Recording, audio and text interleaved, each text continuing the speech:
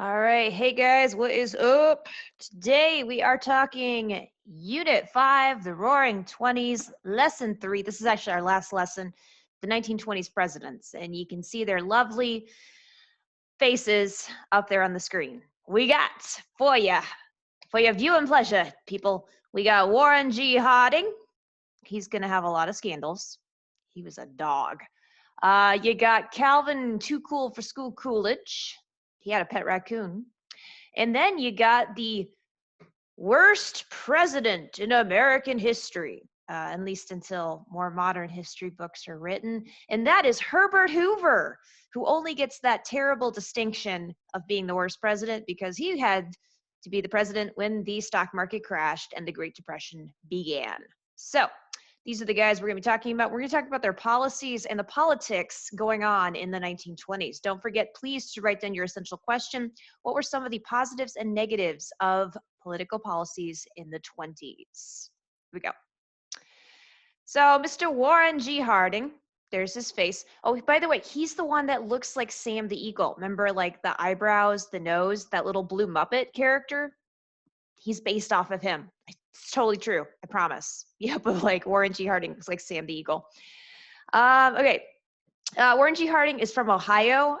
He was a newspaper editor. He was a senator from Ohio. He's a Republican. And when he is campaigning in 1920, at the end of World War I and all of the Spanish flu and the terrible things that were going on at that time period, because remember, a lot of unrest after the war. You have labor unions striking. You have workers in revolt because the soldiers came home and kicked them out of their jobs. Women just got the right to vote. They were just enfranchised by the 19th Amendment, which granted women suffrage. All of these things are happening, not to mention huge race riots at this time in America. So America's kind of being like ripped apart. All of these different things are happening. It's really crazy time period. And so Warren G. Harding, he says he's campaigning on a return to normalcy.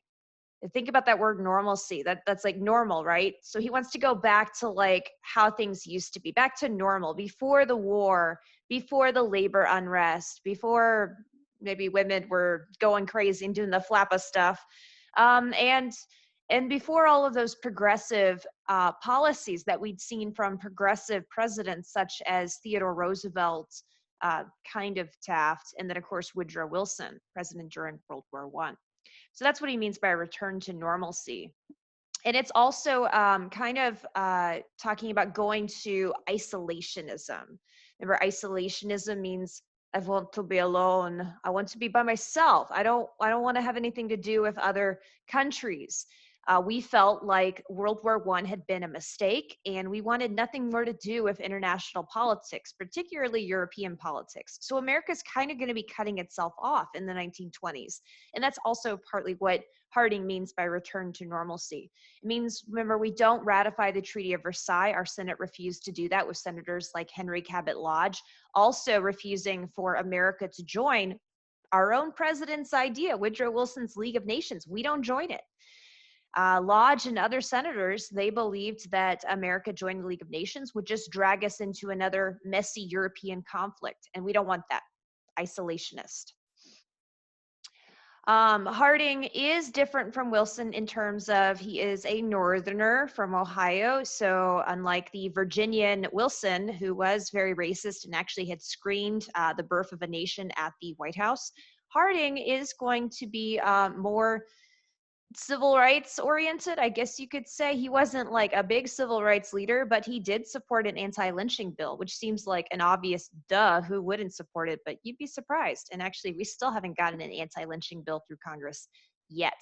One last thing before I move on, you might notice that it says up here he's only in office from 1921 to 1923. Very short time period. It means he's going to die in office. Spoilers. Okay. So Harding was not an evil man, but he certainly had a lot of corruption in his administration. He said, it's not my enemies that I worry about, it's my friends that keep me up pacing at night. Okay. And his friends that he brought with him to the White House from Ohio to work in key government positions in his administration were known as the Ohio Gang. And some members of Harding's cabinet were good people, generous, caring, American heroes. And I'm kind of including in that list Herbert Hoover, his Secretary of Commerce. Although Hoover, again, this dude here, will go down as the worst president in American history because of, being president when the stock market crashed and the Great Depression began. That wasn't really all Hoover's fault. Hoover actually was a great humanitarian and a philanthropist, and was a very savvy businessman in his own right, becoming a millionaire, rags to riches story before the time he was 30.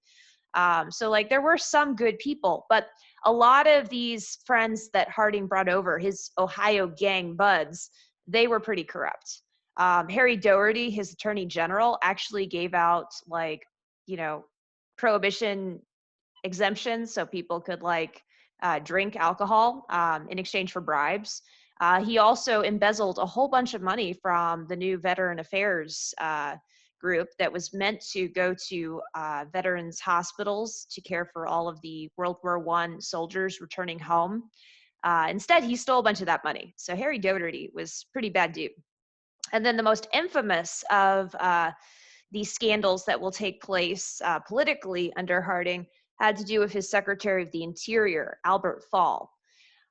Fall is actually going to take $500,000 worth in bribe money, including like a ranch out in New Mexico with like cows and everything, like full on ranch. He's given all of this bribery money in exchange for leasing out government owned land in Teapot Dome, Wyoming. And it's called Teapot Dome because it actually looks like the rock formation looks like a teapot. So I'm sorry, I should have had this prepared beforehand, but like, let me rectify that. Teapot Dome, Wyoming. Let me go to images. There you go. So I know all my students every year, here we go. They always say, Miss, that does not look like a teapot, what the heck, but just use your imagination, please. It's like looking up into the sky and seeing the clouds and finding funny little shapes and stuff. Okay, so there's the teapot. Okay, so that's why it's called Teapot Dome, Wyoming. And under this land in Wyoming, there was actually a whole bunch of oil, which was owned by the government, which Albert Fall is going to lease out to private businesses. Whoa, there. Okay. He's going to lease out to private businesses in exchange for all this bribery money. And the main private business that he gives the rights of this oil to was Mammoth Oil. Okay, so keep in mind why this is so bad. This is government land with government oil that is reserved for our military, for mainly our Navy's use to protect America. And this man is going to sell off all this government stuff that he does not personally own. So he's using his government position to sell off this land and this oil too that's meant for our government and our military for his own private use. Okay, that's seriously messed up. And he will eventually get caught, and he will be the first cabinet member to ever go to jail, just for a year, but still, he gets caught, he goes to jail. So Harding is known for these scandals. That was the Teapot Dome oil scandal. Make sure that you highlight it in your notes. Harding had a lot of other scandals as well, like on a personal nature, a lot of sex scandals. There were two known affairs that Harding had. One was with a married woman who'd actually been his wife's secretary named Mrs. Phillips. Harding wrote some very, very raunchy, and I'm not going to read it here because I would lose my job, but super raunchy letters to Mrs. Phillips that were actually released just a few years ago from the Library of Congress, where he refers to certain parts of his anatomy by certain names and says certain things that he would like to do to Mrs. Phillips. They're pretty raunchy. And he carried on this affair with her. He's a married man, she's a married woman. They carried on this affair for about a decade before he became president. And when he was nominated as the Republican candidate in 1920, the Republican Party actually paid a $300,000 bribe in today's money for the Phillips to go away on a cruise vacation to Europe at the time to get them out of there. So Harding would be, scandal free going into the White House. Nobody would know about this. It was all hushed. The other famous sex scandal that Harding was involved in had to do with a 17-year-old girl that, again, while he was married and maybe even carrying on this affair of his mistress, Mrs. Phillips, Harding had this affair with the 17-year-old Nan Britton. And in 1927, this was after Harding's death, Nan Britton came forward claiming that her daughter was actually the son of Warren G. Harding. And many Republicans and prominent politicians, they said, no, this girl is, she's a liar. They wrote her off. Well, in the 2000s, just again a few years ago, DNA testing of some of Harding's relatives and Nan Britton's grandson actually proved that she was telling the truth, and he had fathered a child with this 17-year-old while he was in his 50s. So that's Warren G. Harding. Oh, and his death. So I promised, talking about his death here. Let me do this. There we go. So Warren G. Harding is going to die of kind of a stomach virus in 1923 when he was doing a tour of the West Coast. He was taking a train ride down the California coastal starlight along the Pacific coast. And he complained of a stomach bug, kind of feeling upset stomach. And they stopped in a hotel there in California. And he died like a few days later. And because of the mysteriousness of this has never been confirmed, but some people suspect that maybe his wife finally had the last laugh and that she poisoned him because of all the affairs. Don't know if that happened, just a rumor, but it is suspicious.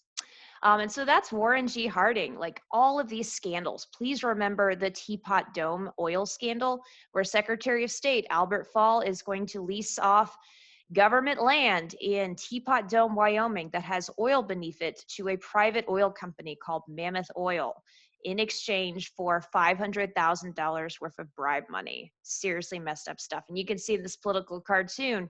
Here's the Teapot Dome oil scandal, and it's about to run these dudes over. Who are they? Well, they're like Harry Doherty and Albert Fall, these members of Harding's Ohio gang, and they're going to the White House Highway. So this scandal is going to destroy the cabinet, the Ohio gang, and all the way to the White House. It's going to destroy the presidency. Scandals matter. They make people less trustful of the government. Imagine scandals today. We hear nothing but scandals coming out of our White House, that he was paying off Ukraine, or Bill Clinton with, I did not tell, I did not have sexual relations with that woman, with the Monica Lewinsky scandal, the Watergate scandal with Nixon. All of these scandals, they make us less trustful of our government, and that's not a good thing. That makes our whole system really struggle to operate. All right, and I'll leave you with that. Thank you guys so much. Goodbye.